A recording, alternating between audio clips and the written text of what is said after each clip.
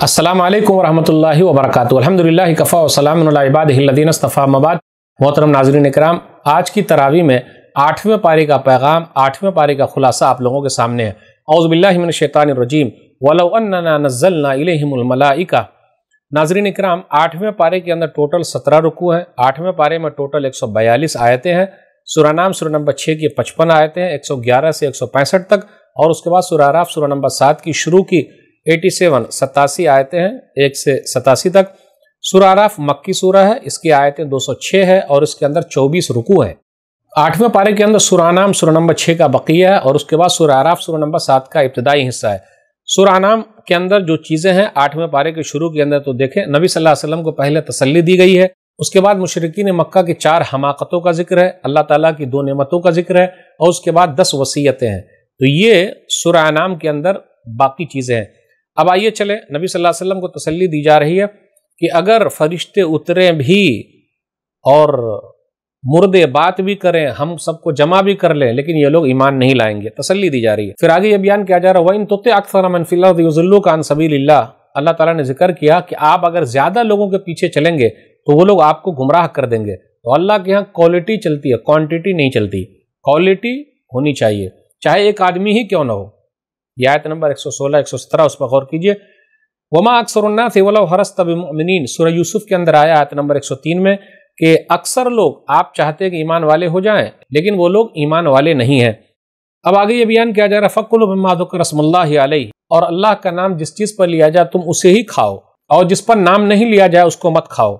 वज़रू ज़ाहिरल इस्म व बातिना, ज़ाहिरी और पोशीदा हर तरह का गुनाह छोड़ दो। ज़ाहिर और पोशीदा हर तरह का गुनाह छोड़ दो। चोरी छुपे जो कर रहे हैं हर चीज़ को छोड़ दो, क्योंकि अल्लाह ताला देख रहा है। कोई देखे न देखे, ऊपर वाला देख रहा है। गुनाह क्या है? एक हदीस के अंदर आया, सही मुस्लिम किताबुल बिर वसीला हदीस नंबर 2553, वल इस्मु मा हाका फी सदरिक व करहता अन यत्तलि अलैहि अन्नास। गुनाह तो वो है जो तेरे दिल में खटके और तुझे ये डर महसूस हो कहीं लोगों को पता नहीं चल जाएगा। तो मेरे भाइयों, अल्लाह ताला को तो पता है, सब देख रहा है।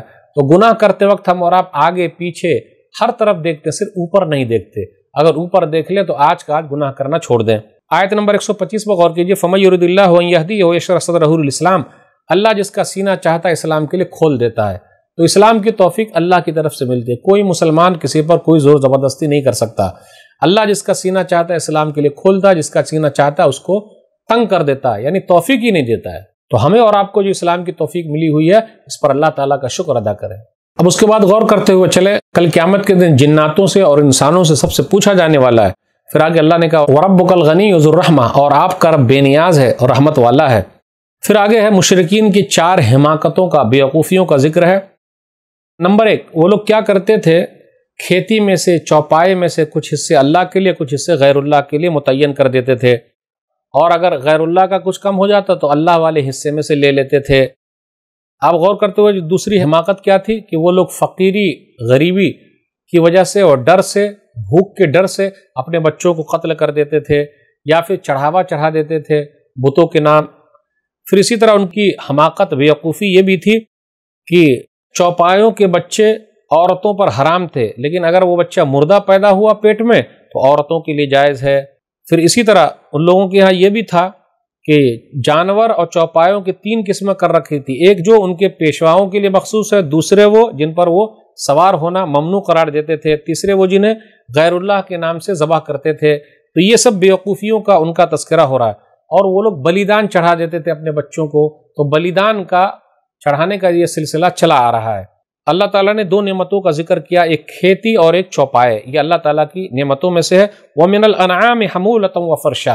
अनआम सूरा नाम इस आयत की वजह से चौपाए कि अल्लाह ताला ने नेमतों का जिक्र किया, जो बोझ उठाने वाले भी हैं और खाने वाले भी हैं। व आतु हक़्क़हु यौम हसादी। फिर उसके बाद अल्लाह ताला ने जिक्र किया फलों दानों के बारे में, जिक्र किया खेती के कटाई का जिक्र किया। व आतु हक़्क़हु यौम हसादी, कि तुम ज़कात निकाल दो कटाई के दिन। तो जब खेती के अंदर कटाई हो तो उसके निकालने का जिक्र है कि 750 किलो हो जाए गेहूं चावल, तो उसमें से अगर आसमान के पानी से हुआ तो 75 किलो निकालना है, और अगर अपना पानी लगा है तो 35 किलो निकालना है। अगर 750 किलो हो गया तो उसी को 19.5 बोलते हैं। 750 किलो याद रखिए। गेहूं चावल कुछ भी उसमें साल भर होना जरूरी नहीं, बस खेती के अंदर हुआ कटा اور اس کو نکال دینا ہے، زکوٰۃ دے دینی ہے۔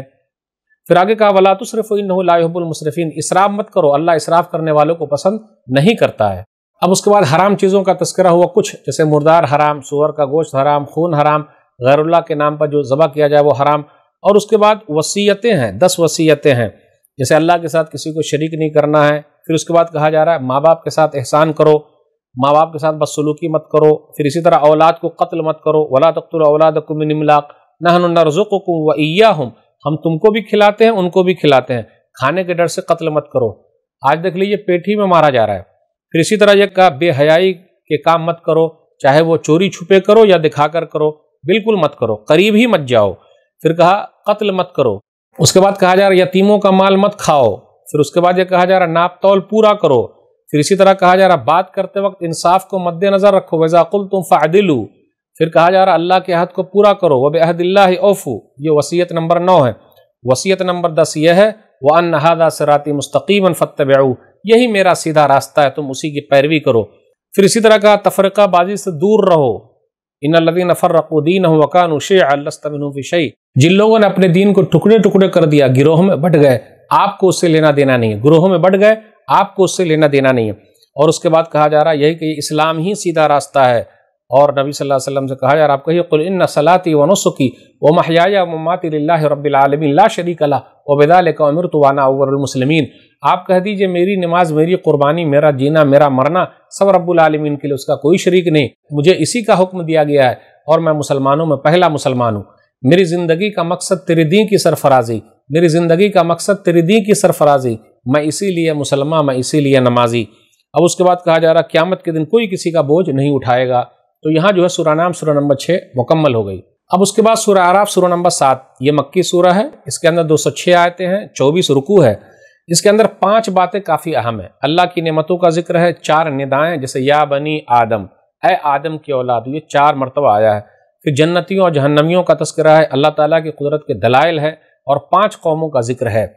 تب آئیے دیکھتے ہیں چلے اللہ کی نعمتوں کے ذکر میں کیا کیا ہے۔ قرآن کریم کا ذکر ہے، زمین میں ٹھہرنے کا ذکر ہے، انسان کی پیدائش کے بارے میں ذکر ہے، پھر انسان کو کس طریقے سے فرشتوں نے سجدہ کیا اس کا ذکر ہے۔ الف لام میم صاد، اس کا معنی اللہ ہی کو معلوم، کتاب انزل الیک، آپ کے اوپر کتاب اتاری گئی ہے۔ پھر اس کے بعد بیان کیا جائے اتبعوا ما انزل الیکم من ربکم ولا تتبعوا من دونہ اولیاء، جو چیز آپ کے اوپر اتاری گئی ہے آپ اس کی پیروی کیجئے، دوسرے اور چیزوں کی پیروی نہ کیجئے۔ بہت سارے گاؤں کو ہم نے برباد کر دیا ہے۔ پھر کل قیامت کے دن وزن حق کے ساتھ ہوگا۔ اب اس کے بعد کہا جا رہا ہے اعمال کو تولا جائے گا، اعمال کی کتاب کا وزن ہوگا یا انسان کا وزن ہوگا، اس کا ذکر ہے۔ اللہ تعالیٰ نے انسان کو زمین کے اندر ٹھہرایا، اس کا ذکر ہے۔ اب اس کے بعد کس طریقے سے فرشتوں نے سجدہ کیا اس کا ذکر ہے، لیکن ابلیس نے نہیں کیا، اور اس نے کیا کہ انا خیر منہ خلقتنی من نار وخلقتہ من طین، میں اس سے بہتر ہوں، تو نے ان کو آگ سے اور مجھے مٹی سے پیدا کیا ہے۔ پھر اللہ تعالیٰ نے اس کو وہاں سے نکال دیا۔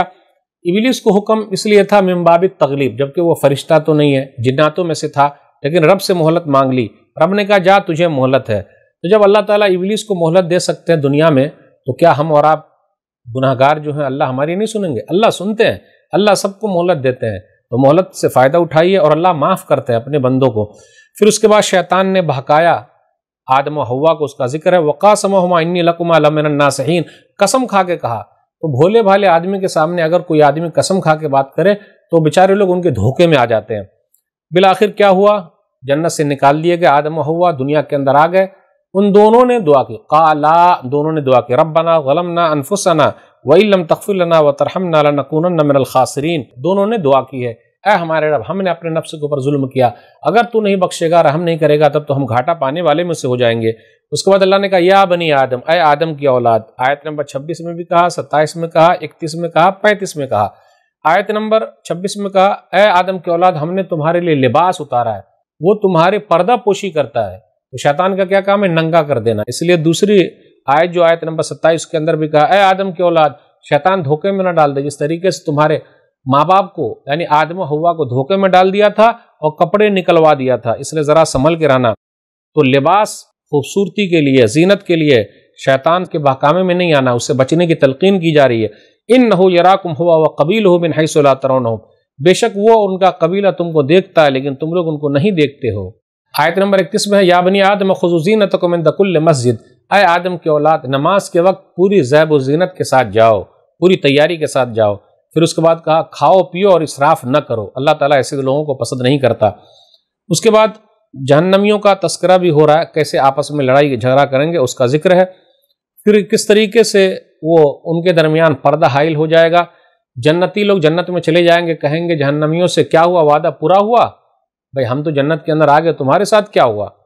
اب اس کے بعد کچھ لوگ ایسے ہوں گے جو ٹیلے پر ہوں گے، اس لیے آراف ٹیلے والے کہا جاتا ہے، جو پہچانے جائیں گے اور ہر طرف سے لوگوں کو پہچانیں گے۔ یہ لوگ ایسے ہوں گے ان کے پاس نیکیاں بھی ہے برائیاں بھی ہے۔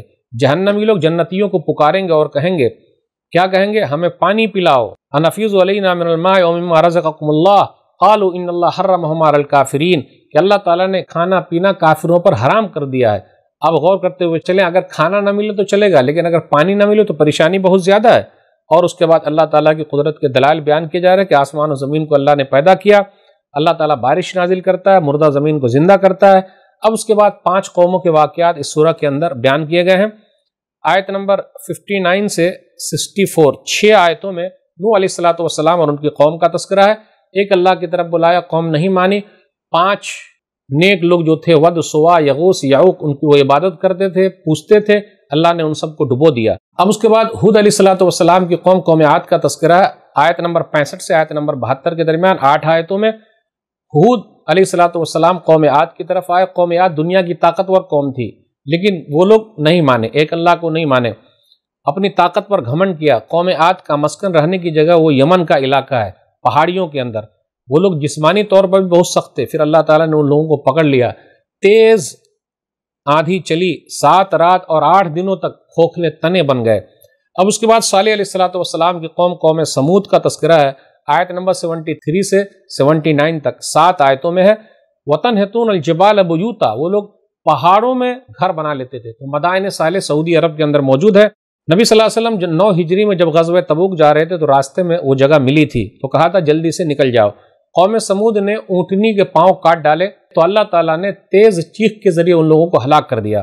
اب اس کے بعد لوط علیہ السلام کا ذکر ہے، ان کی قوم کا 5 آیتوں میں۔ آیت نمبر 80 سے آیت نمبر 84 کے درمیان صدوم کا علاقہ جو فلسطین کا علاقہ ہے، یہ دنیا کی پہلی قوم تھی جو مرد سے خواہش پوری کرتے تھے، اس کا ذکر ہے۔ آج بھی جو کوئی ایسا کرے گا تو اللہ تعالیٰ ان کو پکڑ لیں گے۔ تو یہ دنیا کی پہلی قوم ہے جس نے یہ برائی ایجاد کی ہے۔ افسوس کے ساتھ کہنا پڑتا ہے دنیا کے اندر یہ برائی ہے، ہوموسیکشوالٹی جن کو کہا جاتا ہے، اللہ تعالیٰ پکڑیں گے۔ جس طریقے سے قوم لوط کو برباد کر دیا ہے، اللہ ان کو بھی برباد کر سکتا ہے، اس لیے لوگوں کو ڈرنا چاہیے۔ اب اخیر میں اس پارے کے بیان کیا جا رہا ہے شعیب علیہ السلام اور ان کی قوم کا تذکرہ ہے۔ آیت نمبر 85 سے آیت نمبر 93 کے درمیان ہے، لیکن اس پارے میں صرف 3 ہی آیتیں ہیں، 85، 86 اور 87، کہ ایک اللہ کی طرف بلایا، یہ لوگ ناپ تول میں کمی کرتے تھے، اس سے لوگوں کو روکا۔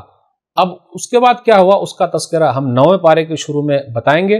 آج کے درس میں بس اتنا ہی، تب تک انتظار کیجیے۔ اللہ سے دعا ہے کہ اللہ تعالیٰ ہم لوگ قرآن کریم کو پڑھنے، سمجھنے، عمل کرنے اور لوگوں تک پہنچانے کی توفیق دے، آمین۔ والسلام علیکم ورحمۃ اللہ وبرکاتہ۔ آپ اپنی زکوٰۃ، صدقات اور عطیات دیے گئے اکاؤنٹ نمبر یا QR کوڈ سکین کے ذریعے یا پھر گوگل پے کے ذریعے بھی بھیج سکتے ہیں۔ مزید جانکاری کے لیے دیے گئے نمبر پر رابطہ قائم کریں۔ سپورٹ البر۔